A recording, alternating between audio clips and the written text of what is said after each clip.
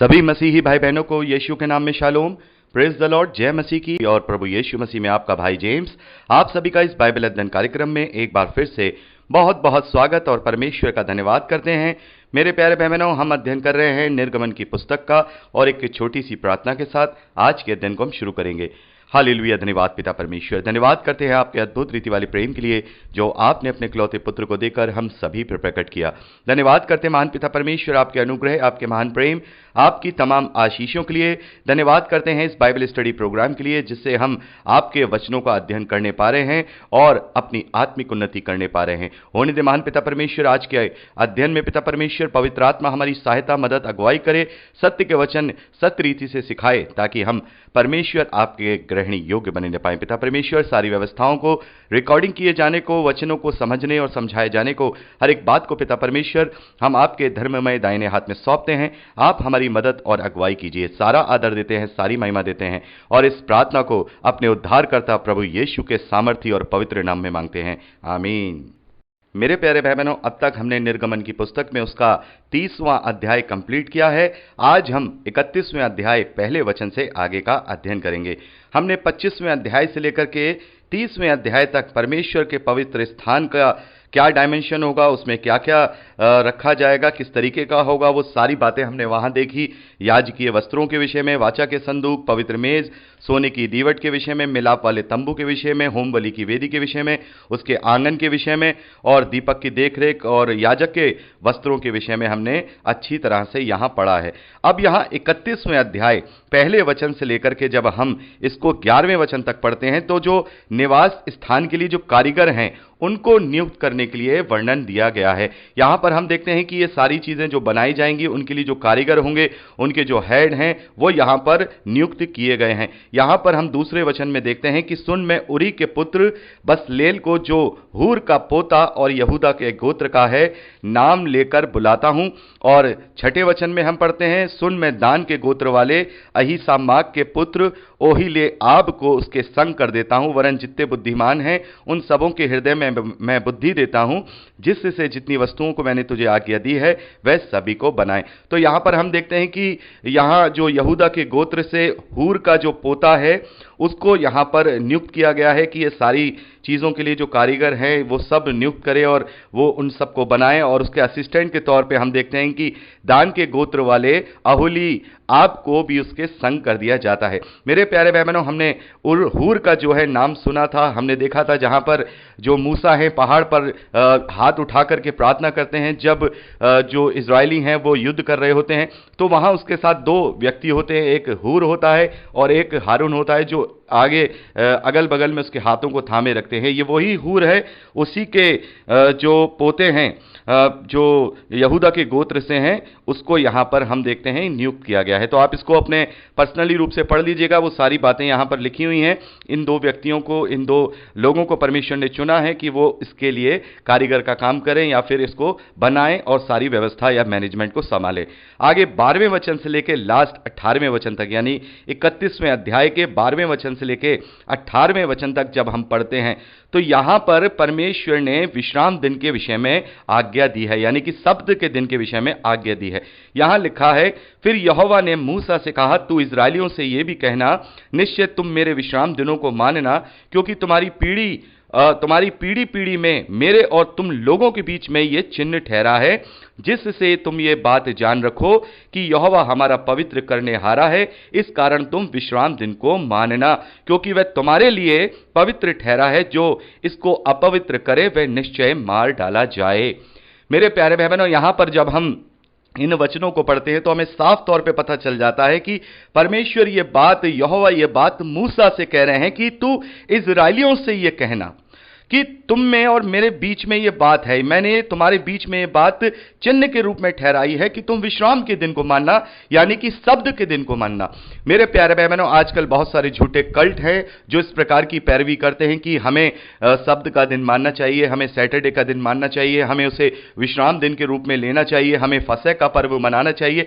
लेकिन यहां हम साफ तौर पर देख रहे हैं कि ये जो वाचा बांधी गई है, ये जो पुरानी वाचा बांधी गई है, या जिसे पहली वाचा भी कहा जाता है, उस वाचा को परमेश्वर ने केवल इज़राइल के लोगों के लिए बांधी है। ये समस्त मानव जाति के लिए नहीं बांधी है, ये सारी मानव जाति के लिए नहीं बांधी है। सारी मानव जाति के लिए जो वाचा बांधी गई है वो नई वाचा है, जो प्रभु यीशु मसीह के लहू की वाचा है, जिसे हम अच्छी तरह से जानते हैं। तो ये वाचा अलग है और नई वाचा अलग है। पुरानी वाचा के कायदे, कानून, नियम, विधि, विधान, पालन वो सब अलग थे, और नई वाचा के कानून, विधि, विधान अलग है। नई वाचा में यानी कि प्रभु यीशु मसीह पर विश्वास करने के द्वारा जो हमें अनंत जीवन मिलता है, उसका एक ही टर्म और एक ही कंडीशन है, एक ही लॉ है, विश्वास। हमें विश्वास करना है और उसके अलावा हमें कोई भी विधि विधान का पालन नहीं करना है, क्योंकि प्रभु यीशु मसीह ने अपने आप से वो सारी व्यवस्था की बातों को यहां पर पूरा कर दिया है। सारे बलि विधान, सारी विधियां सारी पूरी कर दी हैं, और शब्द का दिन भी हम पर लागू नहीं होता। हम पर जो बातें लागू होती हैं, अगर हम फिजिकल रूप से देखें तो हम पर क्या लागू होता है? हम पे केवल एक ही शारीरिक कार्य करने के लिए दिया गया है, वो भी केवल जीवन में एक बार, और वो है बपतिस्मा की धार्मिकता पूरा करना। क्योंकि जो मसीही विश्वासियों के लिए, या हम कहें समस्त मानव जाति के लिए, ये जो नई वाचा को बांधा गया है, ये प्रभु यीशु मसीह की लहू के द्वारा बांधा गया है, इसका चिन्ह क्या ठहरा है? जैसे हम देखते हैं कि नूह के साथ जो वाचा बांधी गई, उसका चिन्ह हमने देखा, मेघ धनुष को परमेश्वर ने ठहराया। इब्राहिम के साथ जो परमेश्वर ने वाचा बांधी, उसका चिन्ह परमेश्वर ने खतने को ठहराया।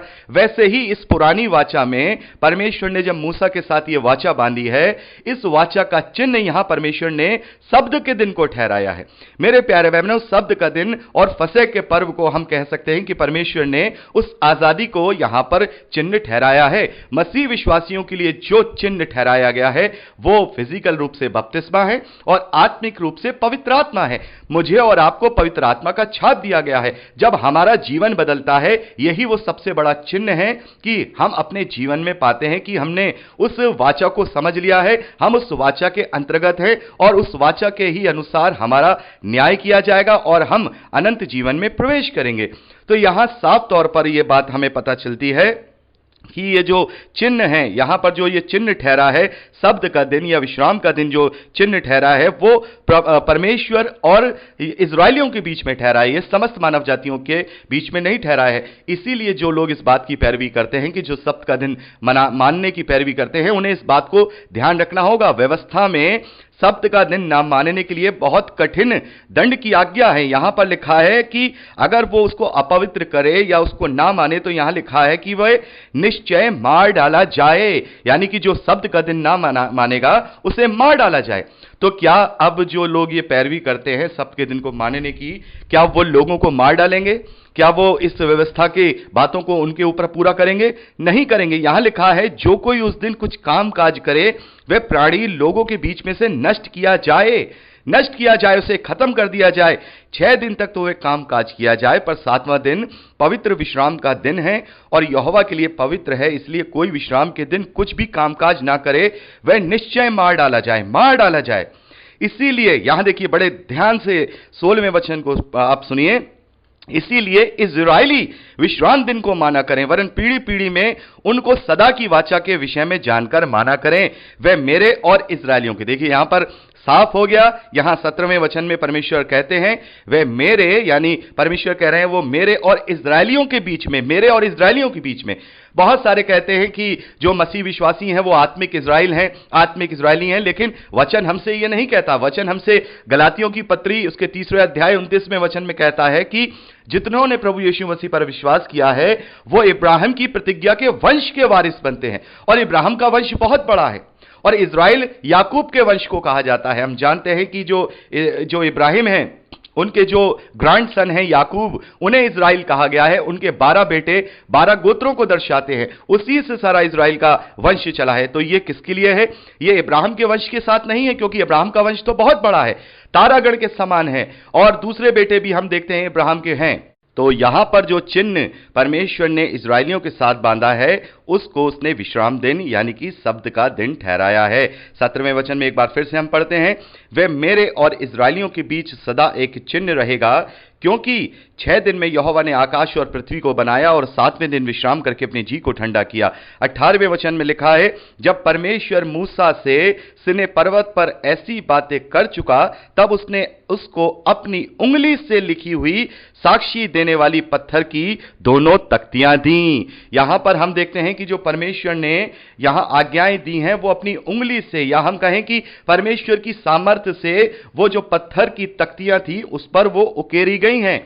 यहां पर मूसा ने अपने हाथ से नहीं लिखा है, बल्कि परमेश्वर की सामर्थ्य से वहां पर हम देखते हैं कि वो जो साक्षी देने वाले पत्थर हैं जो वाचा के संदूक में रखे जाएंगे, वहां पर उन दोनों तख्तियों पर परमेश्वर ने अपनी सामर्थ्य के द्वारा उन्हें लिखा है, उन्हें उकेरा गया है। तो यहां पर हम देखते हैं कि हमने 31वां अध्याय यहां पर ओवरऑल तरीके से यहां पढ़ा। हमने यहां पर देखा कि कैसे परमेश्वर ने 2 लोगों को जो निवास स्थान के लिए जो कारीगर हैं उन्हें नियुक्त किया, और 12वें वचन से लेकर 18वें वचन तक हमने देखा कि परमेश्वर ने शब्द के विषय में इस्राएलियों के साथ ये चिन्ह ठहराया कि ये जो शब्द का दिन है, ये जो विश्राम का दिन है, ये सदा के लिए इस्राएलियों के बीच में, इस्राएलियों के साथ एक चिन्ह ठहरेगा। और यदि कोई इस शब्द के दिन को नहीं मानेगा तो यहां लिखा है कि वो इस्राएलियों के बीच में से नष्ट कर दिया जाए, उसे निश्चय मार डाला जाए। और अब हम नई वाचा के तहत हैं, और नई वाचा के तहत अब हम विश्राम दिन को मानने के लिए बाध्य नहीं हैं, क्योंकि हम असली विश्राम को जान चुके हैं। हम उस असली विश्राम के महत्व को जान चुके हैं, क्योंकि अब हमें प्रभु यीशु मसीह के द्वारा वो असली विश्राम दिया जाएगा जो असली विश्राम परमेश्वर की सहभागिता में है। तो यहां पर हमने 31वां अध्याय कंप्लीट किया है, और मैं चाहूंगा 32वें अध्याय को हम फ्रेश तरीके से अगली रिकॉर्डिंग में करें। तो प्रभु आपको आशीष दे।